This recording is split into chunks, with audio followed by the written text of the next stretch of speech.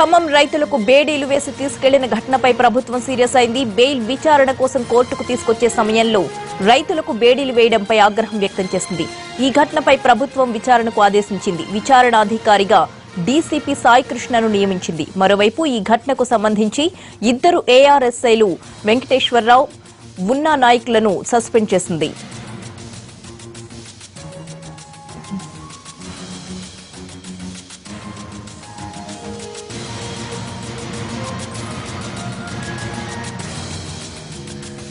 ఖమ్మంలో రైతులకు బేడీల ఘటనపై టీఆర్ఎస్ నేతలు మాట్లాడుతున్నారు. లైవ్ చూద్దాం.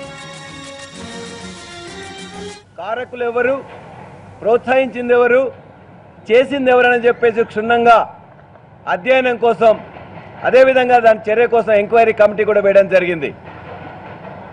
జరిగిన సంఘటన దురదృష్టకరమైన ఒక ప్రభుత్వం ఇంత త్వరగా యాక్ట్ చేసే సందర్భాలు చాలా తక్కువ.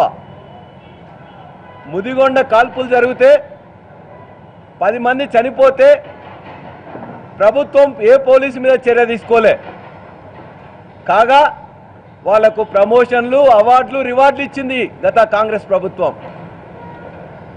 అనేక సార్లు మోటార్లు కాలిపోయి కరెంట్ రావట్లేదని చెప్పేసి అంటే వాళ్ళ మీద కాల్పులు కాదు, వాళ్ళ మీద అనేక సార్లు లాఠీ చార్జీలు జరిపింది.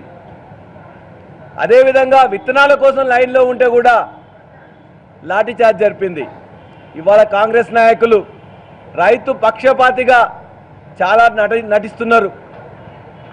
కాంగ్రెస్ ప్రభుత్వం 60 సంవత్సరాల్లో ఏం చేసిందో ఈ రైతులకు తెలుసు.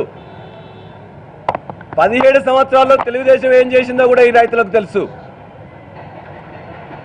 వాళ్ళు ఉన్నప్పుడు కరెంటు కోసం రైతులు బషీర్బాగ్ వస్తే పిట్టల్లా కాల్చిన తెలుగుదేశం ఇవాళ వాళ్ళ మీద కూడా రైతుల మీద తమకేదో ప్రేమ ఉన్నట్టు, తాము మాత్రమే రైతుల కోసం పోరాడుతున్నట్టు పెద్ద డ్రామా చేస్తున్నది.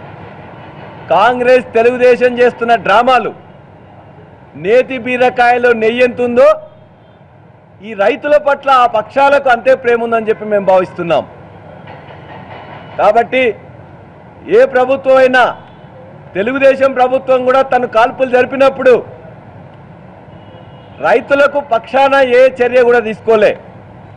రైతులకు వ్యతిరేకంగా చేసిన చర్యను సమర్థించుకున్నాయి, అధికారులను శిక్షించలే, అవార్డులు, ప్రమోషన్లు ఇచ్చినాయి.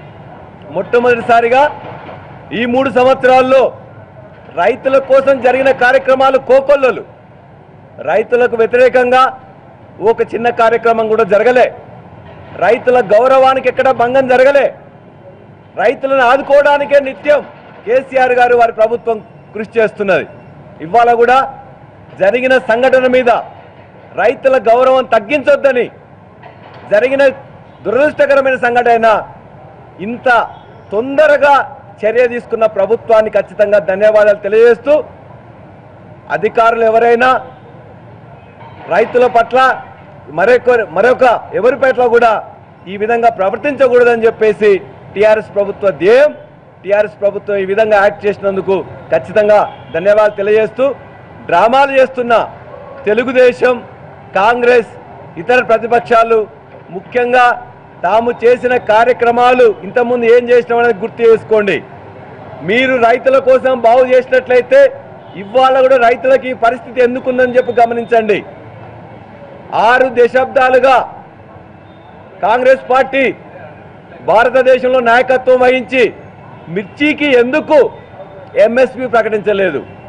10 సంవత్సరాలున్న ఎన్డీఏ ఎందుకు మిర్చికి రేటు ప్రకటించలేదు? కాబట్టి ఇవాళ మిర్చికి రైతులందరూ, మిర్చి రైతులు ఇబ్బంది పడుతున్నారంటే కేంద్ర ప్రభుత్వాలు ఇప్పటిదాకా మిర్చికి ఎంఎస్పి ప్రకటించకపోవడం వల్ల